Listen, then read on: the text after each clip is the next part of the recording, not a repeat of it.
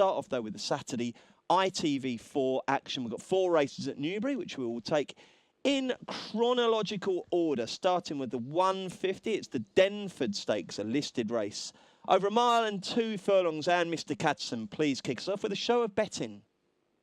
Okay, Bruce, the Denford Stakes. So we're 7-4 about Hey Gaman, 5-2 Learn by Heart. It's 4-1 Red Mist, 11-2 then about another bat, and you can have 12 to spare. Good 2-year-old race to kick things off. Okay, well, to kick things off, let's get Ed Sheeran, a.k.a. Mark Boylan, to tell us who's going to win. Good luck with your first ever Postcast tip, Mark. Oh, well, look, it's not one that I'm going to have massive conviction on for my first one. I'm sweeter on other ones later on, but George Scott has showed his ability already this season to handle juveniles well with the likes of James Garfield, and I'm quite sweet on another bat in an open contest, but look, he tried this trip for the last start at Ascot. He was just touched off, and he looked booked for 4th or 5th in that race. If you watch it back, he really had some nice finishing speed, and he's the sort of horse that looks to thrive on racing. He's tough and hardy, and look, perhaps there's more potential to come in Red Mist and Love by Heart, but I do think he's going to give them plenty to think about from the front at around a 7-1 price, and he'll do for me in an open sort of contest. Jolly good. What about you, G-Rod?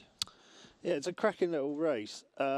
It's an interesting race because you've got another bat and Hager Man who look exposed but are really tough, genuine performers, and they set a high standard on form. But you've got a nicely bred Red Mist there. I mean, by Frankel, he went off very short price for his debut at Sandown, and I was impressed with the way he put his head down and battled to win. He looked like he was beat that day, and the front two come miles clear. It's quite a tough call because I'm a big fan of Hager Man. When he wins, he tends to bolt up. He bolted up last time. When he won at Yarmouth, he won by 1,000,000 miles.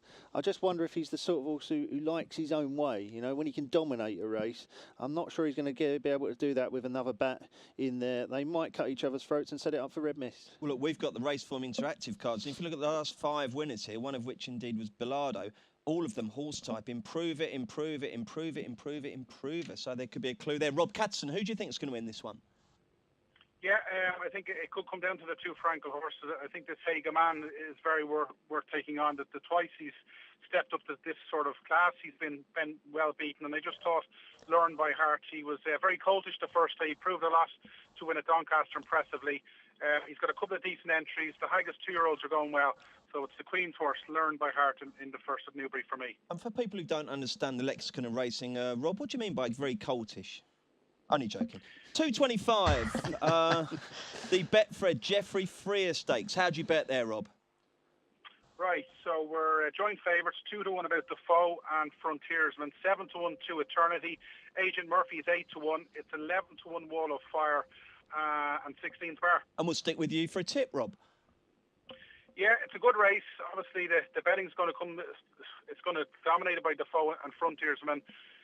Frontiersman let me down for a few quid the last day, and I just thought he shinked out of a battle against Hawkville when he possibly should have won. Defoe has been progressive. He's going the right direction, but I'm very taken with this filly to Eternity. She was very impressive at Newmarket. Obviously, she's stepping up again in class here, but she's definitely going the right direction. She's got a Group 1 entry. I think she could be a very smart filly. She looks in each way certainly at 7s, but I think she could beat the 2 big boys. Was that the one where she grabbed the rail and absolutely devoured them? Yeah, it was impressive, wasn't it? That's right. Yeah, absolutely. Okay, Mark Boylan, who do you like here? Well, look, Frontiersman is the most likely winner in my eyes, but I'd like a little bit more value about him. He hung like a gate the last few times. Against Highland Reel in the Coronation, he lugged in, and again against Hawkville in Newbury. And look, Appleby, he suggested afterwards that the King George could be next, and this is nowhere near that level, but I thought maybe a little bit more experience. He needs the penny to drop, or else he needs to cop himself on and get his ideas together. But just don't forget about the fillies here. I'd rather take maybe Frontiersman on with a couple of each way angles. Harlequin is an absolutely mad price here at 40-1 in my eyes. Look, Mick Shannon, he's in fine form at the moment. I think he's had 6 winners in the last couple of weeks and 16 more in the first 4. And look back to this time last year, what she was doing. She was 3rd to Minding and 7th Heaven in the Epsom and Irish Oaks. And look, she was off for 350 days even last time at Goodwood. The ground was appalling for her. I think she'll come on for the run. De Souza's on fire. You know, look, if she hit the frame at 40s, you can't complain at that. The other one maybe is Horseplay down the bottom there. Look, as we've seen recently, it's very effective for fillies, 3-year-old fillies, to take on the older horses in group company, and she gets weight from all of them here. She beat Astronomy's Choice at Newmarket and Guinea's Day. Impressed me there, but look, you can write off Epsom. That occasion wasn't right, but just a little stat for you there. I read at the start of the season, she won her Nottingham Maiden by 13 lengths, and since 2010, Andrew Balling has had 5 horses that have won a maiden by 10 lengths or further. And there's a listed winner in there, a 3-time listed winner, in fact. Poet's Vanity won the Group 3 last year, and she's the only other one. So, look, that had really appealed to me there. One of the other ones, as an each-way angle there, wasn't disgraced in Song 2 last time. Take on Frontiersman with 2 each-way angles. Can you imagine going out for a drink with Mark Boylan and David Jennings? You wouldn't go home with a sore throat from speaking too much. Boy, those boys can talk. Great stuff. No, it's brilliant. Excellent. G-Rod, who do you like in the Geoffrey Freer? It's quite a tough one. There's loads. I mean, obviously, Frontiersman, massive class angle, but a horrible ride, and will have to be produced right. Who knows if he's going to stay this extra distance. Dead keen to take him on. Defoe gets the ridiculous amount of weight that all the 3-year-olds are getting over this trip, and he won that London Gold Cup well, which is always a good race and has been again this year. Then last time out, Fresh Frankus, who won at Haydock. The form is absolutely rock solid, but he's too short. So it leaves me the Tartan Spartan at a big price, which I like each way. Won nicely in listed company last time. He's quite a big, gangly type. You know, he's got a lot of scope for improvement. He's always looked like he's going to get better with age. I think there's a lot more to come from him. The interesting one is Agent Murphy at the top. Won it 2 years ago. Looked like he was going to go on and make up into a very smart performer. Barely made it to the track since. Who knows what sort of shape he's in. I could make a case for him. Two Eternity's a massive player. I like about 7 or 8 of them in the race, but I back Tartan Spartan each way, hoping first 3, 3 places, only 9 runners. So. All right then, mate. The 3 o'clock is the Betfred TV Ladies' Day Handicap, a 20 grand affair. Over 7 furlongs. Rob Catterson, what's the latest betting? Okay, so we're 11 to 4 Sun Lover, 7 to 1 Mountain Rescue and Realise. It's 8 to 1 Ionization, 9 to 1 Hyde Park, 10's Graphic Storm and 11's Bar. G-Rod, you're going first. Squats. Okay. The top weight. Mark. No, go on.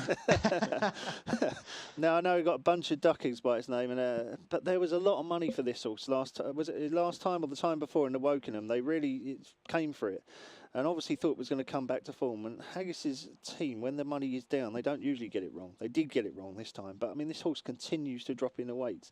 I mean, he wasn't far off group class at his best. He's now running in Class 3. Georgia Cox is well worth £5 claim. If Squats can just re-find his spark, he can win this race doing handstands. Okay. G-Rod's going for Squats. Who are you going for, Mark Bolan? Boylan, even. Well, look, T-Rex man isn't myself Mark now, Bolan, but blimey. hey, listen, you never know. I won't complain, but no, I like Noble Peace here. He's knocking on the door after winning at Goodwood a few starts ago, and I think there is a race in him off 87. I'm not sure if anyone could see him last time. The conditions at Goodwood were very poor. There was no visibility, but from what you could see, he was 3 or 4 deep all the way around. He was drawn 14 initially, and there was plenty of non-runners, but he was wide plenty of the way. But when he finished off his race really nicely, caught the eye when the camera panned back in for the final 300 yards, and the handicapper can't do anything about it really when you can't see him. So look, perhaps there's more in him, and that's a little angle there. Drawing the box seat, all wins come over this trip. He'll do for me at 11 to 1. Okay, and Rob, what about you? Got a strong fancy here? It was a tough race to sort of try and whittle it down to a couple, but in the end I went for Realise for David Simcock. He's won 2 from 3 since he joined Simcock. He's obviously gone up 15 pounds since. I think you can forgive him the last day because it was on soft ground, and you've got Sylvester de Souza in your corner, and that's never a bad thing. And Simcock's horses are going well. From his last 9 runners, 7 of them have either won or been placed. So Realise at around 7 will do for me. Okay, so the 3:35 then, the Betfred Hungerford Stakes, Group 2 over 7 furlongs, 150 grand up for grabs, and Labrisa Breeze heads the market. Rob Catterson. Yeah, sure does. Not the greatest of Group 2s, but we're 9 to 4 Labrisa Breeze. It's 5 to 1 Breton Rock. It's then 6 to 1 Kaspersky, 7's Deban, 10 to 1 Massat, and Natra, along with Mix and Mingle, and we're 14's Bar. It's a difficult test, this, G-Rod, isn't it? Because if you look at what happened at Goodwood last time, Breton Rock came from nowhere at a massive price to win the race. Labrisa Breeze, no sort of run, finished 9th, and yet the market says Labrisa Breeze is much more likely to win this time. How do you see it? Yeah, no, I think the market's got it right. I mean, Group 1 horse in a Group 2 race, and as Rob says, not the strongest of Group 2 races either. I mean, Libri-Sabri, there was a school of thought that said that he was unlucky in the Diamond Jubilee. He certainly got bulked around a bit when he was trying to come with his challenge, and might well have given the Tin Man something to think about with more of a run. Then turned up at Goodwood last time and everything went completely wrong. Got caught in a pocket like so many do there, and you can completely put a line through that run. If he can run anywhere near the form that he showed first time up at Ascot, he should win this quite comfortably. The only problem for me is there is a horse that I've got in there that is a cliff horse for me and my good friend Paul Keeley. We're always back at Spangled for Roger Varian having her first run this year. There's another big sort of gangly type who has always looked like she would just keep getting better and better as she strengthened up with age. So I'll be fascinated to see how she runs first time up this season. So is the betting strategy going to be proper bet Librita and a Rod Laver on the other one? 14-1 Spangled. I'll have a small one because I just could not stand to see Spangled come and beat me if I was on Libri-Sabri. But she is going to have to produce a big career best to beat Libri-Sabri's first time up off a long layoff. So it is a big ask. Okay, Boy Wonder, what do you fancy?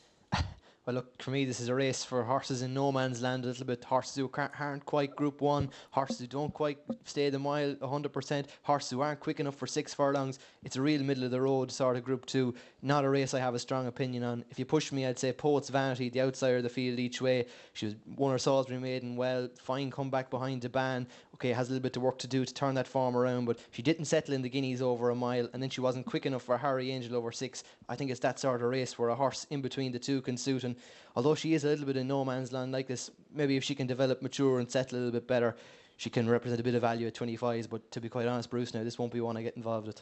Okie doke. Rob, Breton Rock, who won this race in 2014. Can he do it again, or are you going to look elsewhere? He can do it, but he's not for me, and I'm the opposite to Mark. I'm pretty excited about one here. You look at Natra, I know she's obviously sort of disappeared off the Group 1 scene, but if she's anywhere close to her best form, she's an unbelievable price at 10. You look, she's been second in 2 Group 1s. She arguably put up her best performance when she bolted up over course and distance. You'd have thought she's going to come on from her reappearance. In a bad Group 2, I think she's an unbelievable price at 10. She won't be out of the frame, and I think she should win.